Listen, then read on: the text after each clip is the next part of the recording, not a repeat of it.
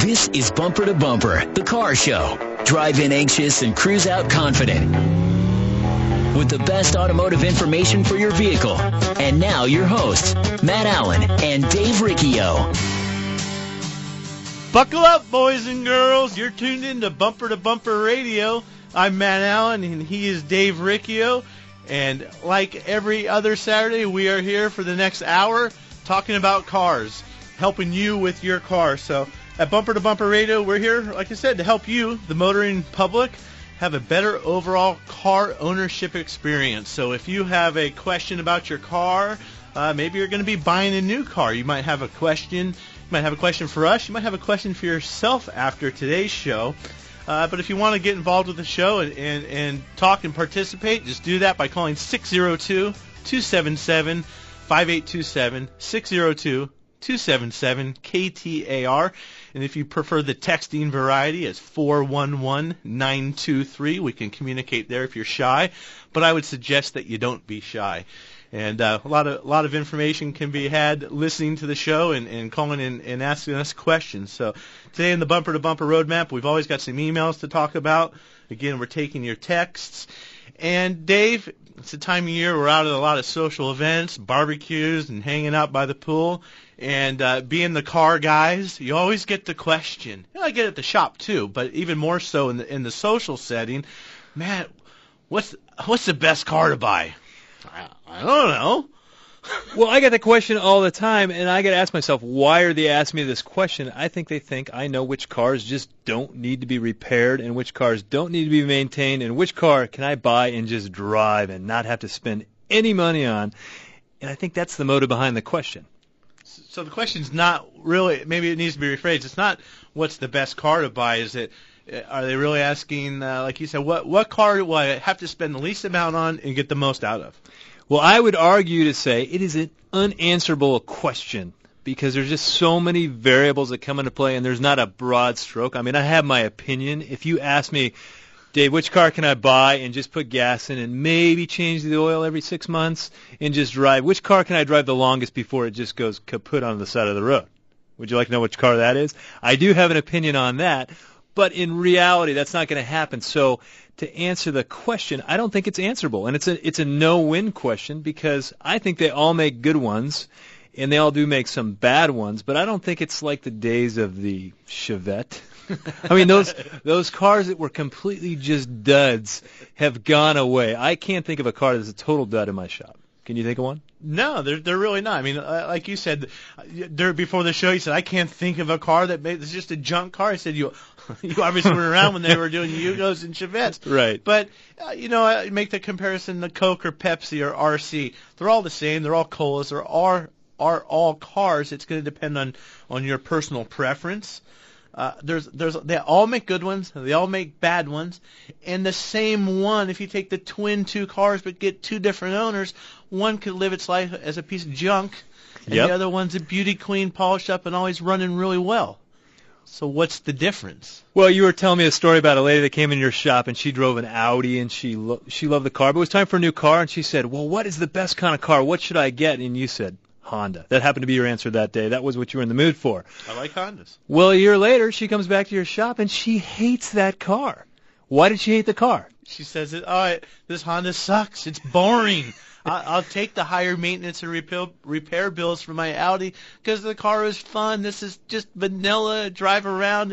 I pulled a stoplight. I think I see myself three other places in the intersection. I don't want this thing. It's boring.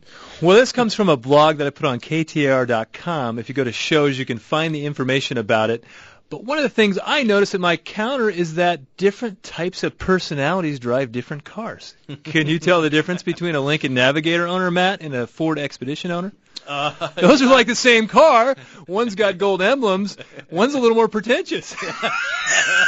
Wow. Well, that's right. That's one example. But we'll use Honda again. When the Honda started coming to America in the late 70s, I think 78 is when that Civic and the gas crunch in the early 80s, and these people that bought Hondas were very tuned into maintenance. It was maybe something about the Japanese cars, and it was, I guess, the new thing. There was certainly a lot less of them in the 70s than there than there is nowadays, but they were tuned into taking care of their cars. So when I started working professionally in the early 80s throughout the 90s, the Honda owners, they were in. Hey, I need my 30,000. I need my 45. I need my valve adjusted. And that's certainly a different kind of owner than, say, an Oldsmobile owner. They're just maybe brought up a little bit differently in their car ownership world. The Oldsmobile, you just drive it, and when it breaks, you take it in and they fix it. That was maybe the mentality of that type of car owner. Well, you remember the commercials from Toyota where the guy would jump, and I love my Toyota, that type of thing. I think there was a pride of ownership in those cars back in that day, like how far can I make my car go, and therefore they were every maintenance, every service. They were in there, they were on top of it. Well, their experience of that car was fantastic, but partially because of the marketing and the mentality that went around with taking care of that car. Well, back to the other point that I was making is I don't think we have any just garbage cars. I am always afraid of like new technologies that come around. The first year they come around, are they going to be good? Aren't they going to be good? Could be kind of shaky. How much R&D, how much real-life experience does that new technology have? And we're seeing a lot of new technologies come around and new problems come around that it will take some time to be worked through, but we can't just totally just take a brand of car and say, oh, they're all garbage because I had a bad experience with that one. Well, they're all good. So I think then we get back to what's the question. So you're out there, you're listening to Matt and Dave right now. You're going to car dealerships. And now hopefully you're thinking a little bit before you're going in, you're looking at these cars. Maybe shouldn't be asking yourself, what's the best car to buy? You're asking the car guy, what's the best car for me? Go take a 30,000-foot view of your life and ask yourself, where am I in my life cycle of car ownership? Are all the kids out of the house and I'm retiring? I might buy a different car than maybe I'm 25 and just got that first really good job out of college. I'm probably not going to have any kids for a few years. That might dictate a little bit differently than my wife is pregnant. So right. Some of those kind of questions. I see the new couples get married and they get the two-door convertible or the Camaro or whatever it may be, and then out pops the baby, and that car One totally by the gate and boom. totally, the goalie's been removed, and now we need a different car. So if you're in that 30 to 40 range and you've got 5 kids and you play a lot of soccer on the weekends, I'm thinking convertible's not for you, but I'm thinking a minivan is probably a good practical choice unless, of course, you tow a ski boat, in which case a Tahoe is a better choice. Or you have a personality conflict with a minivan. And I got to tell you, when my wife and I went and bought her new car in 2006, we knew we were having kids. She might have been pregnant. I don't remember now. So we knew we were having kids, and we thought, okay, this station wagon, as much as she hated it, I loved the sport wagon that we have. But I'll tell you what, in my head, I'm thinking, oh, station wagon, kids, it's sporty, great, this is going to work out well. But I'll tell you what, if I would have put 2 car seats in that when I test drove it, probably wouldn't have bought it. I may not have bought that car because it was great with one child. But then we start putting Grandma in the back seat, and you can't reach the seat belt because the car seat's so close. And then it came time for 2 car seats. Something wrong here. It's just not working. So don't. And I think part of my problem is again, we went on a nice test drive 4 or 5 miles around the freeway. I'm saying get out in this new car, kick the salesman out. Here's my driver's license. Here's my insurance. Leave me alone. I'm going to go drive your car. I'm going to go drive. Go put your car seat in it. And drive it like it's stolen, by the way. Yeah. Go to the parking garage. Go, take a ride up north. Just get yourself, put it in the context of which you're going to be using it, and it might help you answer some of these questions for yourself. I don't think I've run into a brand at all that is just maintenance and repair free. I think the better job you do of maintaining the car and keeping up with it, the better it's going to feel and the less catastrophic or breakdown events that you're going to have. So it's really going to come down to how you take care of the car. We can build the nicest car in the world that you just don't go park in the ocean because it will ruin the car. I mean, the car needs to be taken care of, and that's a big piece of it. So are you willing to take good care of the car and stay on top of it, or are you going to let it be a jalopy after 80,000 miles? Well, yeah, and it's all up to you. You've got to remember the marketing behind the new cars and what goes into taking care of these cars. So 602-277-5827, 602-277. KTAR, and we'll talk a little bit more about the maintenance of your new car and what you might expect when we come back. It's really coming down now, and that little voice is saying shoulda, coulda, woulda. You meant to call Kaiko Roofing last storm, but you didn't, did you? Now it's raining cats and dogs, and Mr. Shoulda, coulda, woulda is watching a puddle form on the ceiling. If the roof on your home or business is over 10 years old, get rid of shoulda, coulda, woulda. Call Kaiko Roofing at 602-944-4600 for a free checkup today. At Kaiko, we install peace of mind with the finest materials and the most skilled workers, all backed by the owner's pride guarantee. Flat, foam, tile, or shingle, Kaiko handles them all. From a small leak to a complete new roof, Kaiko has you covered. Since 1994, Kaiko has repaired or replaced tens of thousands of valley roofs. Over 50% of our business coming from referrals or repeat customers. In fact, over 98% of our customers say they would refer us to a friend. For more information and financing options, go to KaikoRoofing.com. Kaiko Roofing. We're crazy about quality. Hi, I'm Scott, General Manager with Whitey's Auto Repair here in South Scottsdale.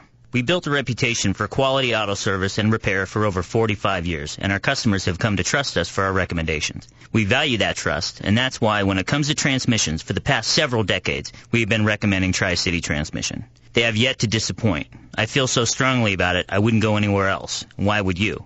Google them online today at TriCityTransmission.com. Go where the pros go. Tri-City Transmission. TrueCar.com is changing car buying forever. TrueCar.com users get negotiation-free, guaranteed savings. Save time, save money, and never overpay. Visit TrueCar.com today.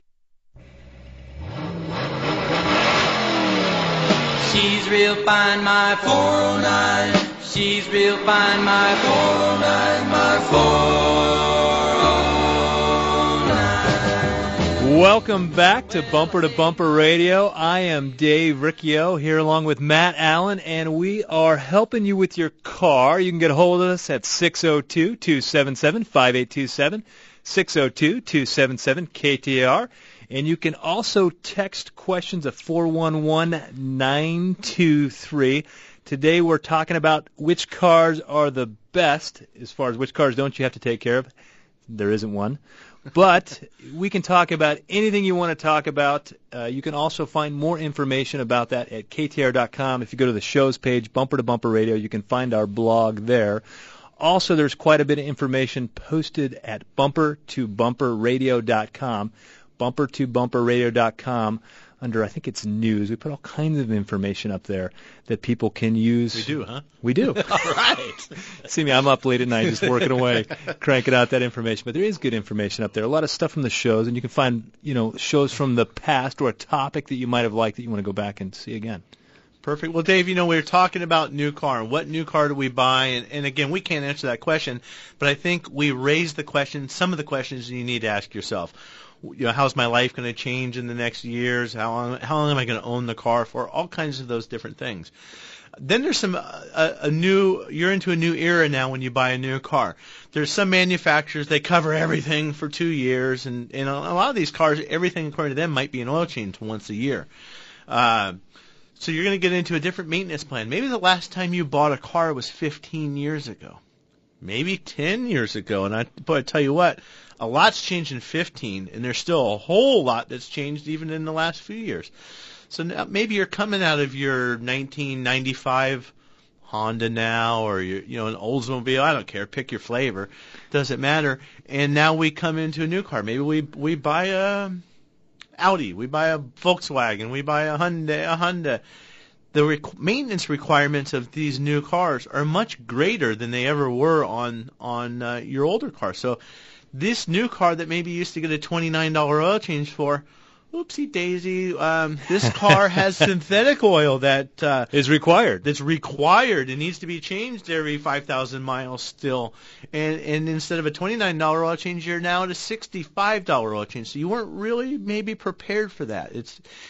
And I don't think $30 is going to make or break anybody that has a new car, but it's still part of the plan. Or it could put you into a sticker shop situation where you're like, oh, I don't believe that. Right. That guy at that shop's telling me something. I'll just go for my $29 oil change. Right. He's selling me smoke and mirrors down there. Well, the other thing, too, we were talking before the show that these manufacturers they're doing a great job. They're building great cars, but they're so efficient in the cost of manufacturing, they've dialed these things down to the bare bones of what it takes to have a good car. And therefore, you don't want to get out of the maintenance aspect of it because they're designed right down to exactly what they need to have. There's no fluff in them. There's no waste in cost of manufacturing. So they made the car lighter and more efficient. The tolerances are so much tighter than they used to be. Well, you say they all make a good car, and I agree. And they all make a good car, and they're going to come up with the maintenance for this car. And we talked on last week's show about the cost of ownership. And that was a badge of honor for a lot of these manufacturers that came out with to be on that top 20 list. And so they want to have low cost of ownership. And that's why we see sometimes oil change intervals stretched out 15,000 miles, or this new transmission that I've never seen before because it never needs to be serviced, or this cooling system work. So there's a lot of marketing behind these new cars. So when you're in there buying that new car, don't get sucked into the belief that you don't have to do anything. There's some manufacturers, German cars, 4 years, 50,000 miles. It's all included. You see the commercial. Everything's covered. Everything that they say you need to get you out of the warranty. Because after it's out of the warranty, I believe they still want to have a good car, a good experience for people. But they're also in the business of selling parts, too, and that's a whole other conversation. Well, in the business of selling cars, too. Because we see cars where the people follow the manufacturer's maintenance guidelines, and they're trashing 60,000 miles. There's other problems. This new technology breeds a whole new set of problems. We've talked about the gasoline or the GDI or direct injection problems with carbon buildup. One improvement creates a weak spot somewhere else. And a lot of trade-offs. Yeah, so we've got to really be in tune with our maintenance. Well, we've got Martin, Sal, and Minnie on the line. We're going to go with Martin in Chandler. He's got a 2003 G35 Coupe car buying question. What can we help you with today, Martin? Thanks for taking my call, guys. I was entertaining purchasing a 2003 Infiniti G35 Coupe. It's supposed to have approximately 55,000 miles on it, and I was just, wanted to know what your thoughts might be on that particular car. Well, I mean, my first thought when you're talking about buying a used car is go get the car checked by an independent mechanic or an independent shop. I don't know, Dave, are we supposed to say mechanic or technician nowadays? I think it goes... Well, we answered it pretty much whatever. Okay, we won't go there. But you always want to have your car checked. It's a pre-purchase inspection. It's what we call it at my shop. And we're going to look the car over. We're looking for past accident damage. 55,000 miles is low miles for that car. Very low. So I would expect to see some maintenance records if you're buying it from a private party. Probably want to do the Carfax. It's a good filter or a good sift. It's the good first sift. That's before you take it to a second date, and the second date may be going to see an auto mechanic about having the car checked out. That's an Infiniti, which we have a good technician here in Chandler. We've got a couple good shops. We've got ADS. They will do a pre-purchase vehicle inspection for you. Or we've got Joel at Arizona Imports, who's very good with Nissan and Infiniti, but he spent so many years working there. Those are a couple good places you should go. Yeah. But the Carfax first and then there. But I think that's a great car. I wouldn't be afraid of that car at all. I want to bring Martin back on real quick, Dave, because, Martin, you said, I forget the last part of your question, but it was what do you think about buying that car? Or what was the question one more time?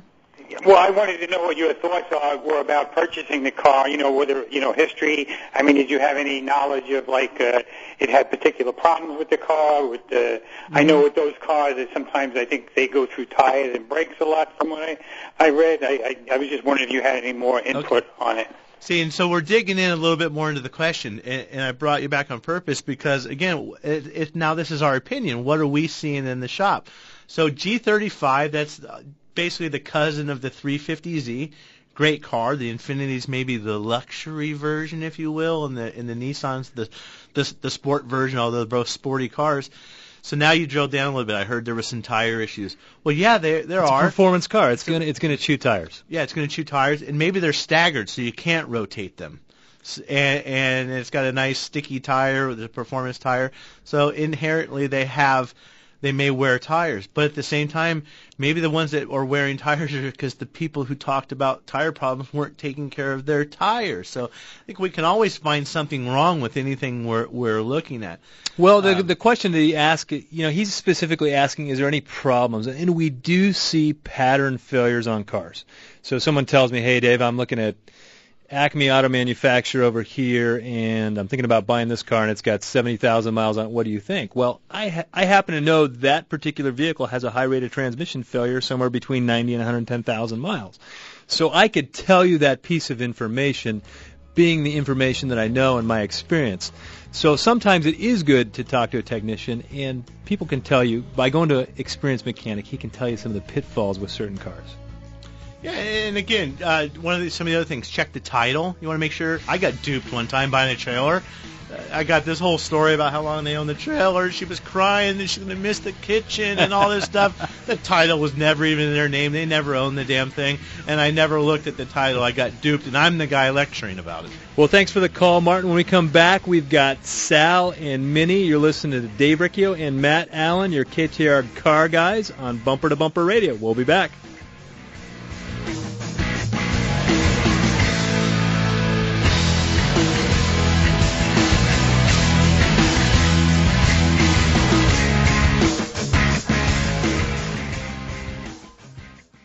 There's nothing more important than family. Hi, Kurt Rock for Kurt's Auto Repair. Family owned and operated and Bumper to Bumper Radio preferred. We've been taking care of Valley families and their auto care needs with a perfect Better Business record for over 27 years. Come experience the difference our ASE Master Techs can make for you and your family at Kurt's Auto Repair. Just east of I-17 at 22nd Avenue and Bell Road, or online at mycarhurts.com. Gas or diesel, foreign or domestic. If your car hurts, take it to Kurt's. Hi, I'm Matt. And I'm Dave. We're the car guys from the Bumper to Bumper radio show, heard right here on News Talk 92.3 KTAR every Saturday from 11 to noon. Bumper to Bumper Radio, it's just like your favorite warm and comfy blanket for all your automotive needs.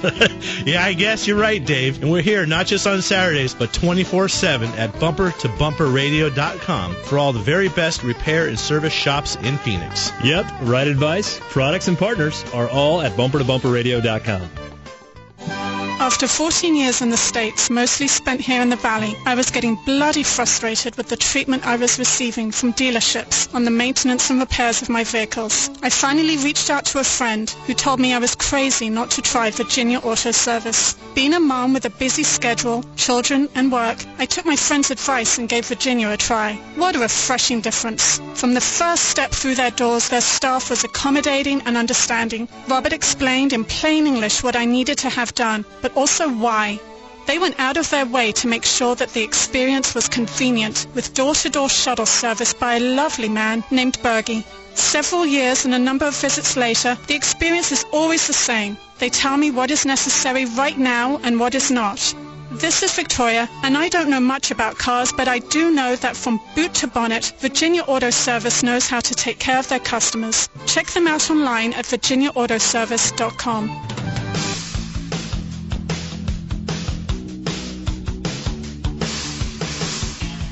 Well, welcome back to Bumper Radio. I am Dave Riccio here along with Matt Allen, and today we are talking about everything, but a little bit more specifically, which cars are the best. And I'm looking here at our text, and I have a perfect scenario of why we can't answer the question.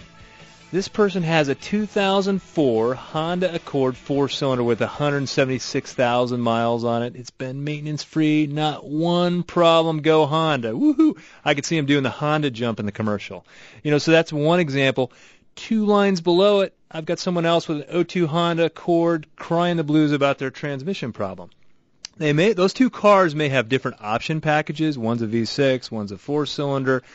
Each one of them may have different problems that are inherent. But now I'm at the backyard barbecue and somebody says, what car's the best? Buy a Honda. Well, it depends on which one of these 2 people you just talked to. One loved it, one hated it. One may have hated it just simply because the car's boring, like Matt's customer. Car's just not sexy enough. So there's really no right answer for which car is the best. And I think the pitfalls, and another thing that we did during the break was we looked at, Matt has a resource here. It's a technical support resource that we use, and you can see pattern failures for cars, and there's a reliability report on it. And we looked up the G35 that gentleman Martin was calling about. I think Martin's called before, and I think he used to own a Toyota Camry. So if that's you, Martin, you'd have a weird memory for these kind of things. Well, and we did find on that reliability report HVAC issues. We found that an air conditioning controller problem or something like is a common failure. But otherwise, everything was green. There was no warnings or anything like that. So we don't see a lot of those cars. That by percentage of population, that is not a real popular car. But with that resource, it's coming out of feedback from the automotive shops. So I didn't know that resource was there as many times as I've been on that website. But we typed in some cars that we know there's just historical problems for, and it was right on the money. Transmission problems. Well, okay, so we'll take it. Honda Odyssey. V6 minivan, what do we type in? 2004? 2002. Something like that. Okay. Then, and again, right on the money. I don't see the transmission problems like you see at Tri-City Transmission, Dave, but at Virginia Auto Service, we see those things. We see fail emissions. What do they fail for when they fail emissions and they fail on NOx or the EGR light is on? Well, usually the EGR passages are plugged up. Or when they have a lean condition, a failure, the valves are tight on the V6 engines because nobody adjusts the valves like they're supposed to do. So it goes back to how you took care of the car. We can almost predict that. But so the question would be better is that I think this car is sexy for me, it fits my family, and tows my boat. I'm thinking about buying it. What kind of problems does it have? Should I be scared? Maybe that's a better question because you've already done all your personality, feel-good type stuff to pick the car that you think looks good for you. And then if it's a really bad one, we'll say, hey, as long as you don't mind buying a transmission, go for it. That's a good car for you. Exactly. Well, if you want to get us some of those texts to talk about or call us, you can text at 411-923. We'd love to talk to you if you want to call in. Don't be shy at 602-277-5827. It's 602-277-KTAR. And I think we're going to go with Sal in Phoenix. He's got a 1998 Toyota 4Runner. Another really good car, right, Dave? I like 4Runners. Sal, what's up? Hey, guys. Love the show. Thanks for taking the call. You're welcome. My girlfriend has the 98 4Runner, and yesterday, while she was driving, it started to, misfire, and then the dreaded check engine light came on, did a code on it, and it came back number 3 misfire. So you had a P0303 in stereo, Dave. So you had a cylinder 3 misfire. Okay. And so what have you done, or now what's the next part of the question? Well, the question is to kind of get a feel with your experience. Where would a good place to start? Would it be pulling the plugs? Would it be pulling the injector? What I did is I ran some... I dumped a can of seafoam in there, ran it 20-some-odd miles. It cleaned up really nice. Check engine light, reset the check engine light. Didn't come back on. And then this morning, she was driving, and she texted me and said it popped back on, and it's chugging again. Okay. So what's happening? There's something misfiring. So in my shop, what we're going to do, and I can't picture in my head if this car has 6 ignition coils, 1 for every cylinder, if this one still has a distributor, or some have a coil within a spark plug wire, so it takes care of 2 cylinders. So I'm going to go to cylinder number 3, and my answer is going to be different based on what system, but let's just pretend it has a coil for every cylinder. So I'm going to pop out that cylinder. I'm going to pull the coil out, probably pull the plug and just look at the plug. If the plugs are worn out, shot, I'm just going to go for it. I'm going to put a good set of NGK or Nippon Denso spark plugs in that Toyota. And then for good measure, I'm just going to take the number 3 coil and switch it with its neighbor next door. Number 3 might be on the other side on that one. So we're going to switch with number 2, maybe number 4. But we're going to move the ignition coil because that ignition coil, if it's failing and you've moved the coil over to cylinder number 4 now and your problem falls to number 4, well, maybe you've got an ignition coil problem. So if you're doing it yourself, that's part of the road you're going to go down. That's the very simplistic way. I mean, I make it sound much easier than it is. If we're in the shop, though, we're going to do some tests. We're going to maybe use a lab scope to look at the ignition patterns on the cylinders. While that spark plug is out, we might just do a quick compression test. But I got to tell you, I don't know how many times customers have come in and they did the coil, they did the plug, they did the fuel injector, but they had low compression. So a misfire code sounds easy, but boy, that could really turn direction in a hurry. Could be a number of different things. Yeah, if you were asking me off the cuff, I would be thinking ignition, coil, or spark plug, and I would be going there first. But I don't know how many miles is on this vehicle. Is it at the miles where I am thinking we've got a compression issue, that type of thing? 98,400, maybe it's there. But fundamentally, that Toyota is a good. We don't see those blow up when a Toyota engine is annihilated. It's because the person wasn't taking care of it. So you're on the right track. And if you're looking for a repair shop to do, we made the assumption you want to make the repair yourself. In many cases, people just don't want to tackle this. They don't have the skill set or the time. BumperToBumperRadio.com. You'll find a list of great shops there, most family owned, if you will. The owners are on site, on staff, or have a family member working there, and that's a good place to start.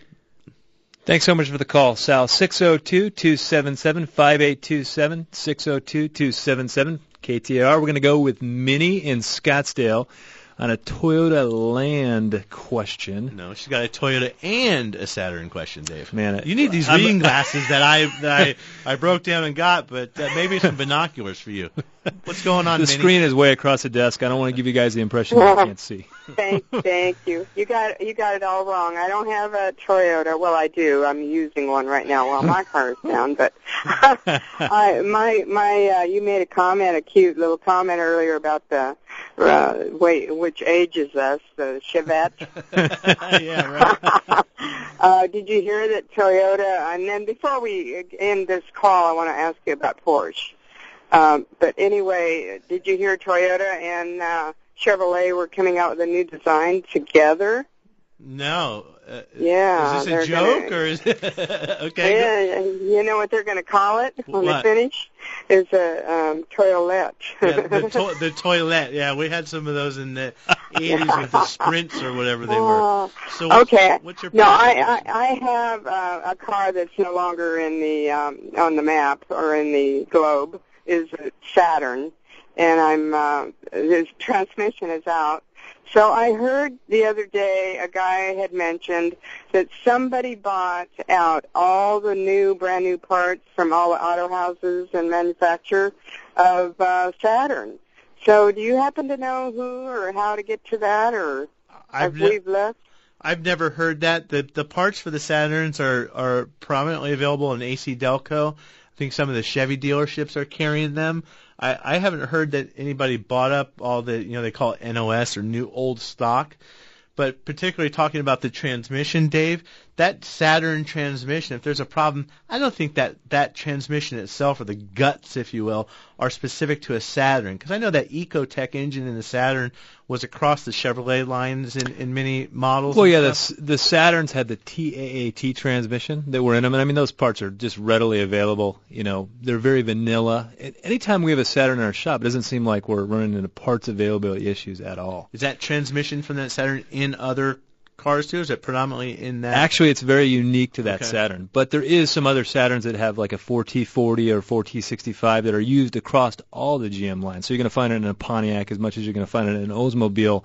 And so with Saturn products, you're going to find some parts that are exclusive to Saturn, but most of them are used across the brand. Right. In parts, when you say parts, brakes, filters, gaskets, brake rotors, shocks, steering rack and pinions, that's all readily available through just about any shop that's got access to a good part store. Now, where you get into weird things, you might find like a master window switch that's very specific. You may start running into some problems, but I think that for the most part, these parts are still being manufactured. There's a ton of Saturns on the road. I mean, they did a good job selling them. So as long as they're out there and as long as people are still fixing them, someone's going to continue to produce parts. I'm looking at some of these texts, Matt, and I have one here that says I'm a newer owner of a European brand car. What are the differences in maintaining one as compared to a Japanese car? And you talked a little bit about that between, I had a car that was 15 years old, now I got a new car, so there's some time change, but going from an Asian car to a European car is anything going to feel different when it comes to maintenance? I think there are some subtle differences. For example, there's things you'll find. Most German cars are going to tell you need to flush and service the brake fluid or change the brake fluid out every 2 years. You will not find that in the owner's manual of a Toyota or a Chevy. But you know what? You might find it in the Corvette's owner's manual or a performance car because they want the fluid change. I worked at Porsche. That's where I started working years ago. In 1987, they're changing the brake fluid. What are they doing that for? Right. So there are some things, but I will tell you on that new German car, Audi, Volkswagen, BMW, Mercedes, don't follow the owner's manual. You will ruin your new car. If they're telling you 15,000 miles on the oil change, I'm telling you right now, do it every 5,000. If they're telling you, there's just a lot of things that need maintenance. Again, they build these cars to be allegedly maintenance-free, or there's no maintenance, so when they say everything's covered, well, that everything really isn't that much because they're doing the minimal that they need. So if you have the car where it's got free service for the dealer, you should be seeing us in between the free services, intermediate services. When we come back, we've got Wayne, Jim, Surrey, and Troy, and we are also taking text at 411-923. You're listening to Matt and Dave, your KTAR car guys, on Bumper to Bumper Radio. Ouch! Being out of tune is no fun, and maybe even a little painful. Hi, this is Lee Weatherby, owner of Accurate Automotive in Mesa. At Accurate, we are a family-owned and operated one-stop automotive repair shop that specializes in building long-term relationships that are in tune with your needs, not ours. We've been recognized nationally as one of the top shops in the country, but for over 20 years, our priority has stayed focused on providing quality automotive service and repair at a fair price. I invite you to come in and see the difference an in-tune relationship can make for you and your car. With our free courtesy inspection, a $49 value, we feel it is well worth our investment in you because we believe good long-term relationships start early with your first walk through our doors. Accurate Automotive, home of friends serving friends, just off Broadway and Robson in Mesa since 1992. For more information, check us out online at AccurateAutomotiveAZ.com today. Want to make your summer really cool this year? It's easy with the Bunker to Bunker Summer Stay and Play Series, the best golf staycation values in Arizona. Our next tour stop in July is once again an incredible value at the spectacular JW Marriott Camelback Inn Resort and Spa and the luxurious all-new Ambiente course at Camelback Golf Club in Scottsdale. Be our guest for the ultimate in-town luxury golf staycation getaway at an incredible value. The popular Bunker to Bunker two-person scramble tournament is on Saturday, July 26th. And it's just $79, which includes lunch, awards, prizes, and a big raffle. You even receive a free bounce-back coupon for a second round of golf. Better yet, bring the better half or the whole family and spend the entire weekend with the special Bunkerville Stay and Play rates for just $99 per night at the legendary Camelback Inn. Offer good Thursday, July 24th through Monday the 28th when you play in our tournament. For your $99 special code and tourney registration details, go to bunkergolf.com. Space is limited, so register today. My pappy said, son, you're going to drive me to drinking if you don't stop driving that hot rod Lincoln. Bumper to Bumper on News Talk 92.3 KTAR. We're back. I'm Matt Allen. He's Dave Riccio, and this is Bumper to Bumper Radio. And we are only on for 15 more minutes, so if you have a car question or a car problem and you don't want to wait till next weekend, you better join us. We think we got some room for you maybe at 602-277-5827. And don't forget, we're here every Saturday from 11 to noon, and the purpose of the show is to help you. So if you need help with a car, you have a question, you looking for a shop, you can find one at bumpertobumperradio.com. If you want to tell us you hate us or you love us, you can send us an email. Like us on Facebook if you'd like. You can do all that from our website. Well, we got a ton of texts today, and I don't think we're going to be able to get to all these texts. But if you want to follow up at bumpertobumperradio.com, you can do that as well in case we don't get back to you. I do want to address one of these texts. This gentleman has an 02 Honda Accord, and he says it doesn't like to downshift unless he gives it a lot of gas. And his comment is, could it be a pressure problem or could it be a solenoid problem? And so much transmission issue is not actually something wrong with the transmission, it's something wrong with the transmission controls. So we have transmission issues and transmission control issues, and that's going to need some diagnostic work. I don't think I could answer that off a text. So you don't know if it's a case of the transmission is just not following instructions and doing what it's told, or it's just not capable. We need to sort that first, right? Sort that out and then go from there. And a lot of times people buy transmissions they don't need because the control issue wasn't addressed, and later on they go, oh no, it's the throttle position sensor that was bad on the engine, causing all this trouble. So we don't want to jump the gun and thinking, wow, I get something wrong with the transmission. I'm going to put you on the spot, Dave. How much is a transmission overhaul? Forget about what kind of car. How much should I spend for a transmission overhaul?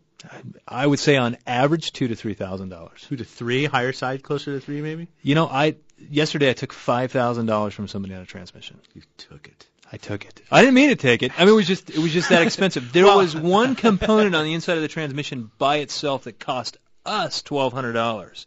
So we had to write somebody a check for $1,200 just for one component to rebuild this transmission. And the transmissions they're going up in price because they're putting the computer on the inside of the transmission. And that's not where I was going with that question, Dave, which I know we didn't prepare. You didn't know this was coming. But my point was, when people are going in for transmission problem stuff, we did the Better Business Bureau this past week. We did do the mediations and arbitrations, if you will, go through the customer complaints with auto shops and sort this out. 3 transmission complaints this week. Every single one of them started out with the unrealistic expectation that this transmission overhaul was going to be $1,200. Now you were gone this week. But we have other transmission experts in there in the bureau, along with this committee is made up, let's just say 15 other shops, body shops, transmission shops, and independent repair shops. And the first thing we all look is, who the heck expects they can get their transmission overhauled for $1,300? It doesn't happen.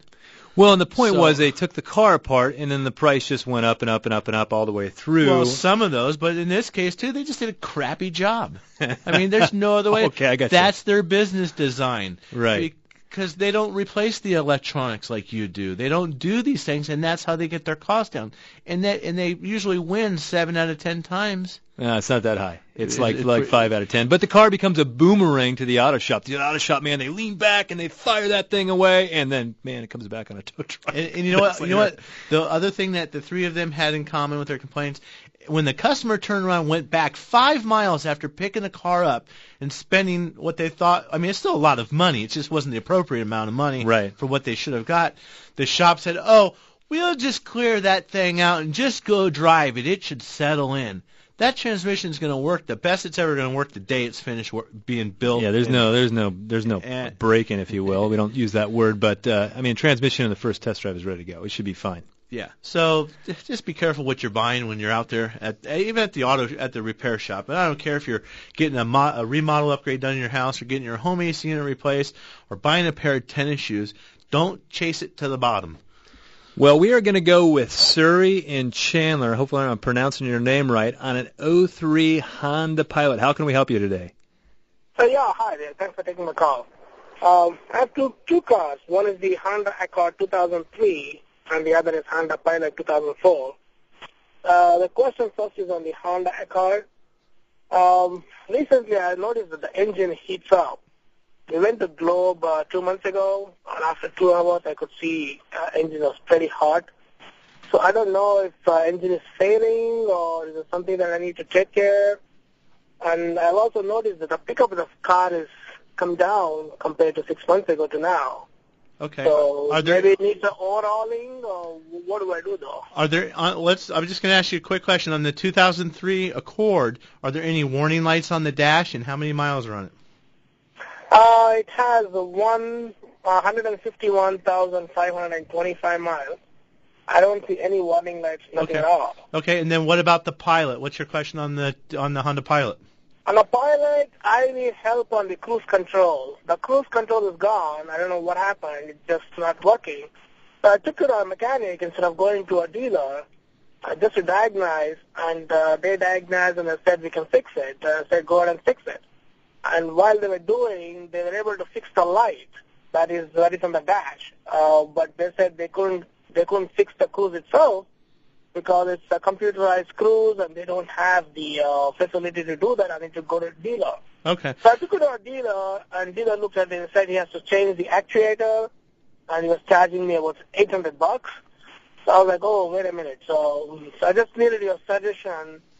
Should I have to go to a dealer? Am I stuck with a dealer, or is there any other better person who can do the same job for okay. Well, price? I'm gonna start with the cruise control first. In the cruise control problem, you're not stuck with the dealer. Like my shop, Virginia Auto Service, we have the Honda factory tool. I know Dave Denman over at Dave's Car Care in Glendale. He's got the Honda factory tool. Same thing. We can fix that car, as can a lot of shops. I think the shop that you took it to just simply didn't know what they were. They were beyond their skill set, to put it politely. And some shops will do that. Just refer to the dealer, and it kind of makes the dealer feel like they're the only authority on this stuff. But there's plenty of technicians. But I think you're also asking, am I stuck with the dealer because of the price, I think is that question. Right. And in that instance, I don't think you're going to get a lower price at an independent shop because that part is probably very specific to that car, and that's simply just what it costs. And I'll try and get to your overheating question or the running hot question on the Accord. And we're a little bit tight on time. So on the Accord, you've got a cooling fan that needs to be running. That car probably has two cooling fans. There's a condenser fan for the air conditioner and a radiator fan. Those both need to be working. The car shouldn't really be much over halfway on the gauge. If it's losing power, maybe it's getting hot enough to the point where it's losing power. So there's something happening in there. Somebody needs to test the cooling system, ensure that the fans are working. You know, we serviced a truck the other day the guy uses a lot off-road and down some dirt roads, and we were cleaning out or replaced the water pump and doing the hoses. Dave, we probably took a pound of dirt out of the radiator fins. It was a pile. It took Chucky 40 minutes to clean this radiator. I'm talking externally. So maybe Surrey's been driving through the sand dunes. Well, yeah, I mean there's feathers, there's there's if you park by a pine tree, there's all kinds of stuff. I mean this truck was using the dirt road, but you should see some of the cabin air filters. Those cars are never anywhere near the dirt and debris. Well, we've got Wayne, Jim, Dan, and Troy still on the line. We're gonna, as soon as the show's over, we're gonna get you answer your questions. Thanks, Bree, for running the dials. We appreciate you tuning in. We hope you have a good week and a good 4th of July. We'll see you next week. After 14 years in the States, mostly spent here in the Valley, I was getting bloody frustrated with the treatment I was receiving from dealerships on the maintenance and repairs of my vehicles. I finally reached out to a friend who told me I was crazy not to try Virginia Auto Service. Being a mom with a busy schedule, children, and work, I took my friend's advice and gave Virginia a try. What a refreshing difference. From the first step through their doors, their staff was accommodating and understanding. Robert explained in plain English what I needed to have done, but also why. They went out of their way to make sure that the experience was convenient, with door-to-door shuttle service by a lovely man named Bergie. Several years and a number of visits later, the experience is always the same. They tell me what is necessary right now and what is not. This is Victoria, and I don't know much about cars, but I do know that from boot to bonnet, Virginia Auto Service knows how to take care of their customers. Check them out online at virginiaautoservice.com. Hi, this is Greg LaFonsi of Automotive Diagnostic Specialties. Long name, right? But we have a short, simple goal. Customer satisfaction is our number one priority, and everything else takes care of itself. Bumper to Bumper Radio approved. ADS is a family-owned and operated state-of-the-art repair facility that has an expert staff that for the second straight year has earned the coveted AAA Top Shop Award as one of the best shops in the nation. Just east of I-10 on Chandler Boulevard. Find us at automotiveddiagnosticspecialties.com. Hi, I'm Matt. And I'm Dave. We're the car guys from the Bumper to Bumper radio show, heard right here on News Talk 92.3 KTAR every Saturday from 11 to noon. Bumper to Bumper radio, it's just like your favorite warm and comfy blanket for all your automotive needs. Yeah, I guess you're right, Dave. And we're here not just on Saturdays, but 24/7 at bumpertobumperradio.com for all the very best repair and service shops in Phoenix. Yep, right advice, products, and partners are all at bumpertobumperradio.com.